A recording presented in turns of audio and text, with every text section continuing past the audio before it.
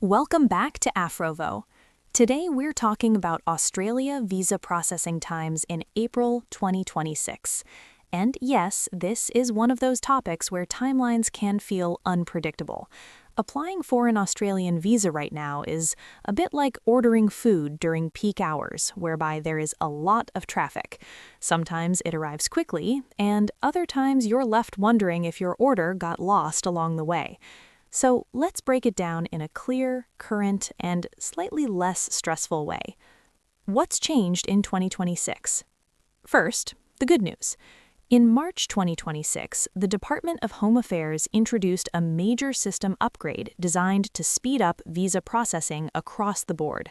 This includes tech-driven, AI-assisted application assessment, smarter prioritization of applications, more transparent and consistent timelines. So yes, processing is faster than before, but not everything is fast. Some visa categories are still taking their time, depending on complexity, demand, and how complete the application is. Skills in Demand Visa, Subclass 482. Let's start with one of the most talked about visas right now, the Subclass 482 Skills in Demand Visa. This is essentially Australia saying, we need workers in specific industries, and we're looking overseas to fill those gaps. It's a key pathway for skilled workers, employers facing labor shortages, and people looking to enter Australia with sponsorship. Under the new system, well-prepared applications are being processed much faster. Employer nominations and sponsorship steps are more streamlined, and straightforward cases can move quickly through the system. However, delays can still happen if documentation is incomplete. Employer approval stages can still create bottlenecks in some cases, and complex employment histories or unclear job roles may slow things down. The reality: even with faster processing, strong applications equal faster decisions. Weak or incomplete applications equal delays or refusals. So while the system is quicker, it's also less forgiving. Here's where it gets interesting. If you're applying under the core skills stream of the Subclass 482 visa, the most common pathway, current processing trends show that around 75% of applications are decided within 4 months. About 90% are finalized within 8 months. Now, before that 8-month figure worries you, keep this in mind. The visa processing timeline only starts after sponsorship and nomination approvals are in place.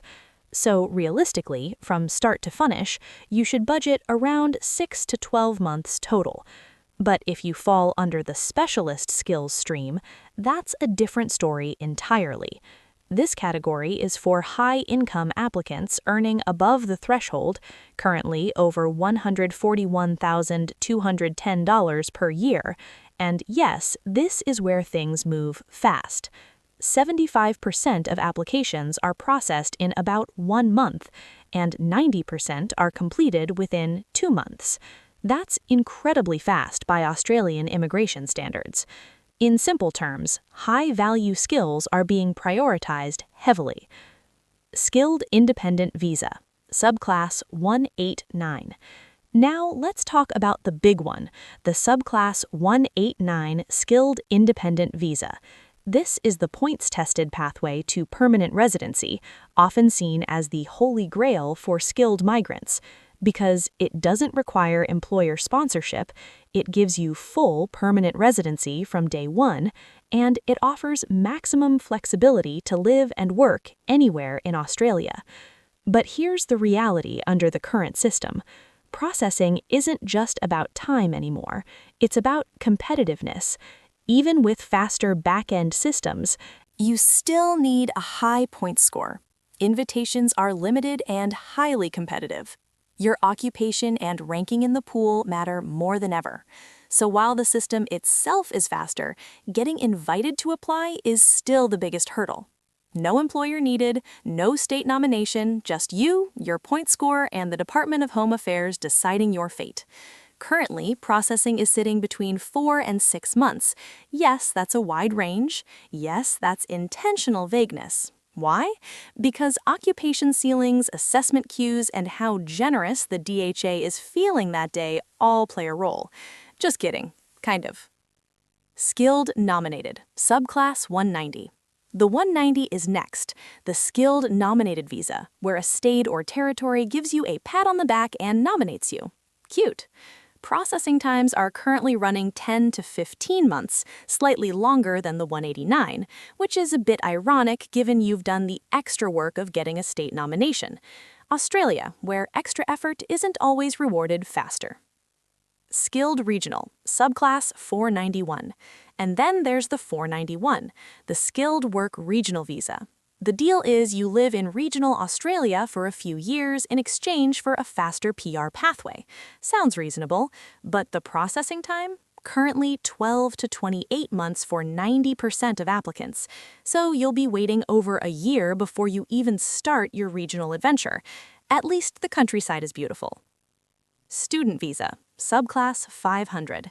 Student visa folks, good news. The subclass 500 is currently one of the faster ones, sitting at around 1 to 3 months for most applications, though realistically you should budget for 1 to 6 months, depending on your education sector, financial documents, and health checks.